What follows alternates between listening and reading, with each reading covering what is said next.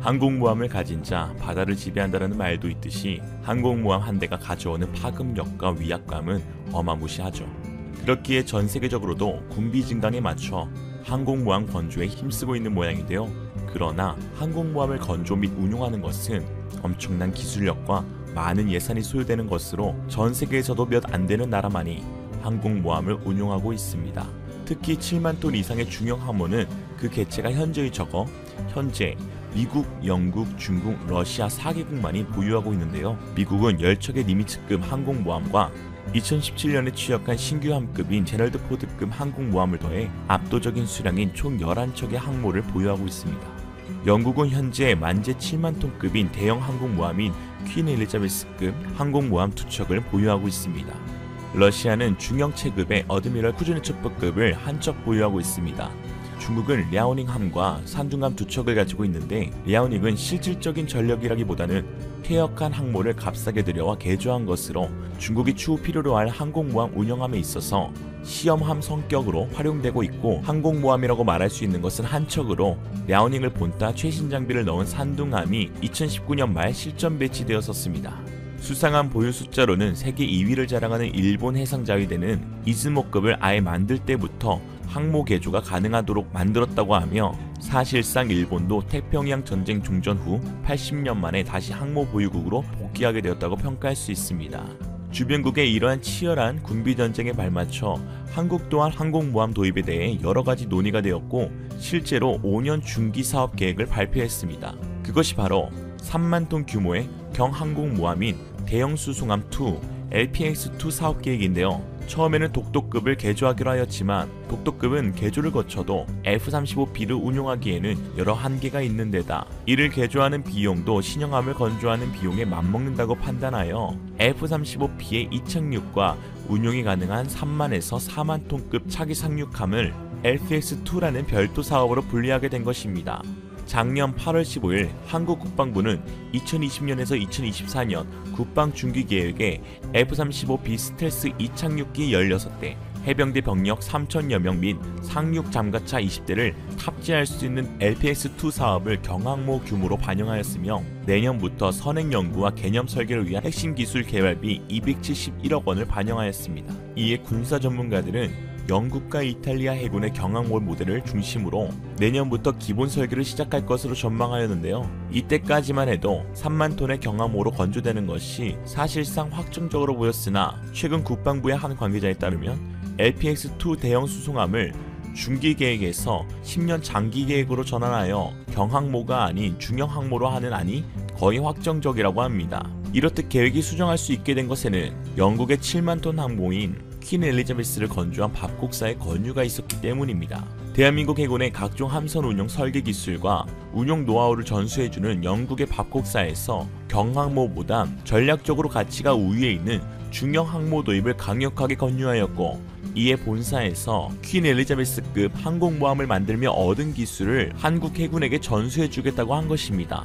이를 해군 측에서도 받아들이게 된 것이죠. 사실상 한국의 독자적인 기술로는 건조가 애초에 불가능했던 터라 밥곡사의 기술 전수가 건조의 핵심이었기 때문에 둘의 합의점은 순조롭게 이뤄질 수 있었습니다. 또한 미국도 한국 해군의 항모 개발의 필요성에 동의하며 전자식 사출기인 캐터필트까지 팔 용의가 있다고 하여 한국의 중형 항모 도입은 한층 더 수월하게 진행될 예정입니다. 전자식 사출기 제작사인 제너럴 아토믹사가 밥곡사를 통해 한국 해군에 팔 용의가 있다고 전하였으며, 밥곡 역시 도입하는 것이 좋겠다며 조언하였습니다.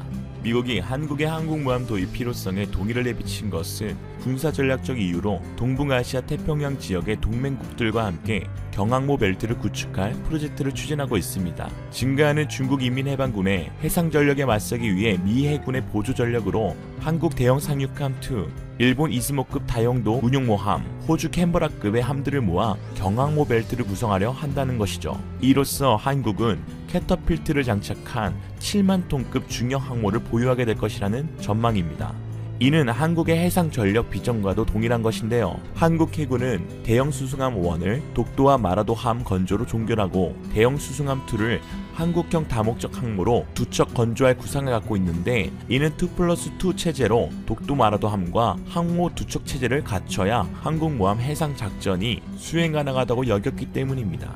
한국의 현재 상황으로 여러 척을 보유할 수 없기에 높은 함선 기술력을 가진 영국과 미국의 선박들의 장점만 취합한 한반도 전장 환경에 맞는 다목적 항공모함을 설계하려 합니다.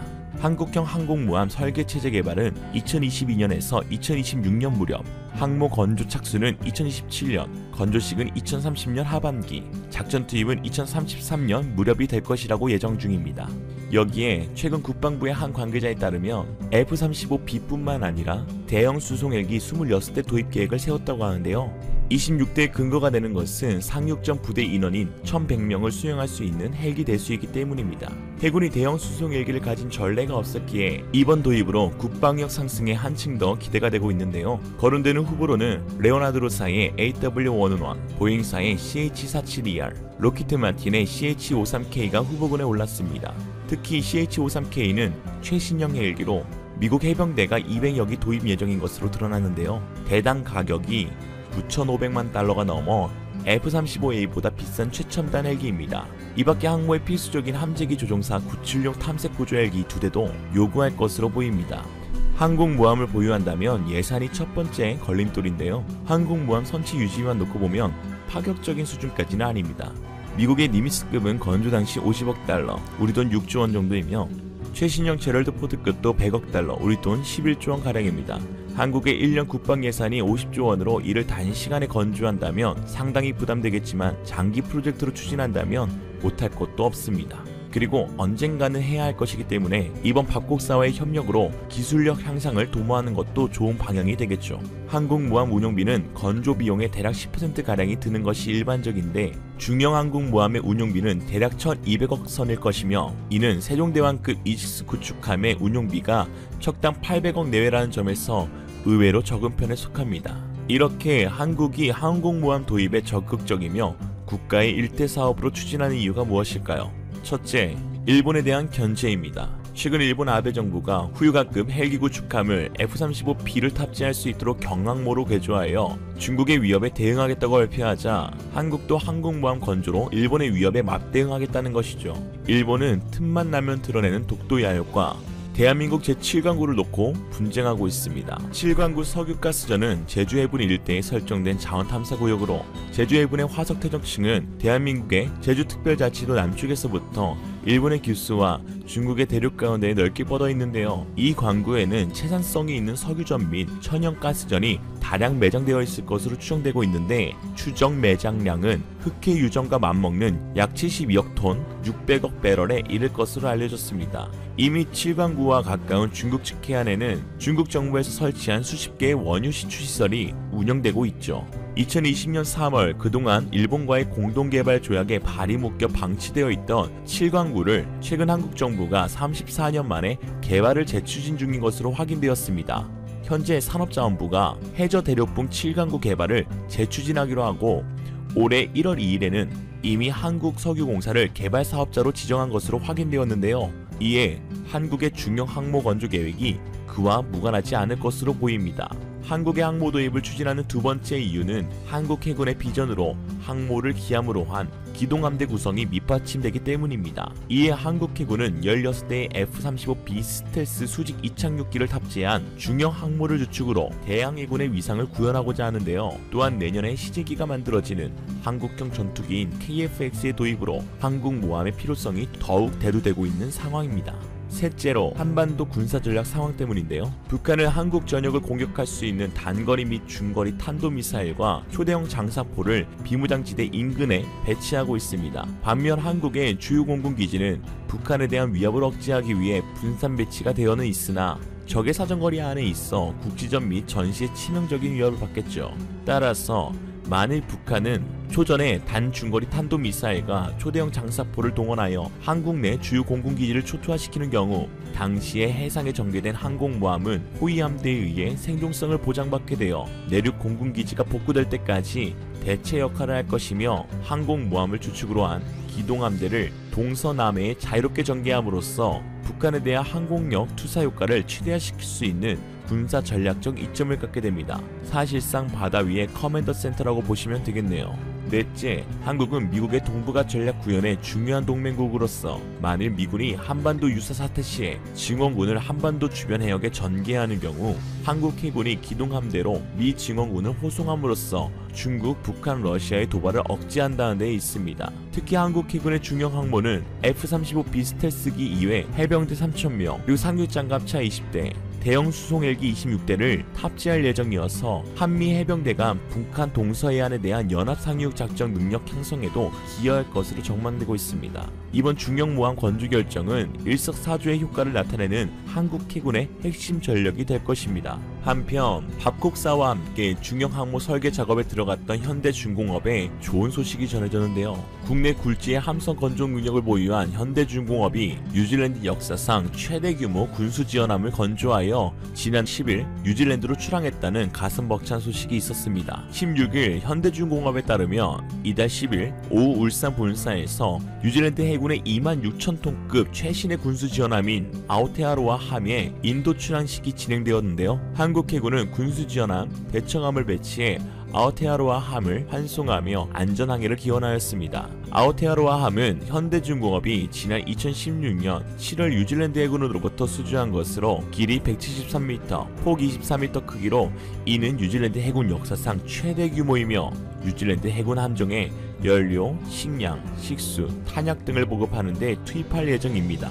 이번 출항은 6.25 전쟁 시 우리나라의 군함을 파병했던 뉴질랜드에게 우리가 군수 지원함을 수출했다는 것에서 더욱 큰 의미가 있습니다. 지원받은 나라에서 지원하는 나라로 변모하게 된 것이죠.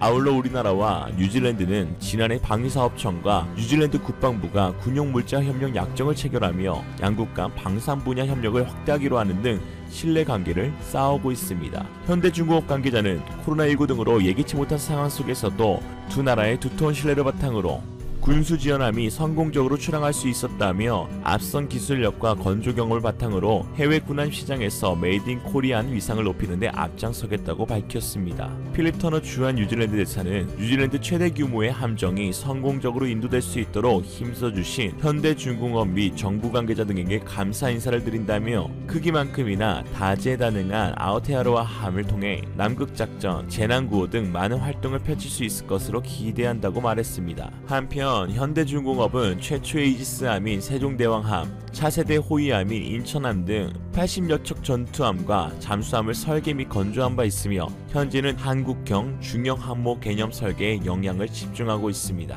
한국은 삼면이 바다로 둘러싸여 있어 언제든 적국들의 해상 병력으로부터 위협을 받을 수 있는 나라입니다. 실제로 서해에서는 중국과 북한이, 동해에서는 일본과 러시아가 해양을 통한 도발을 수차례 강행하고 있죠. 그때 그 바다 위에 진두지휘하는 중형 항모가 존재한다면 이는 그 어느 것보다도 강력한 억제력을 가진 최고의 무기가 될 것입니다. 한국이 주한미군에게 많은 돈을 지불하는 이유 중 하나는 미국의 항공모함 운용 배치 때문이겠죠. 만약 우리나라가 항공모함을 갖게 된다면 실질적인 자주국방을 실현하는 매우 큰 발걸음을 떼는 것이라고 할 수 있겠습니다. 이상으로 리얼리즘이었습니다. 좋아요는 소박, 구독은 중박, 둘 다는 대박입니다. 대한민국과 대한민국 국민 여러분 모두 대박 나시는 오늘 되세요. 감사합니다.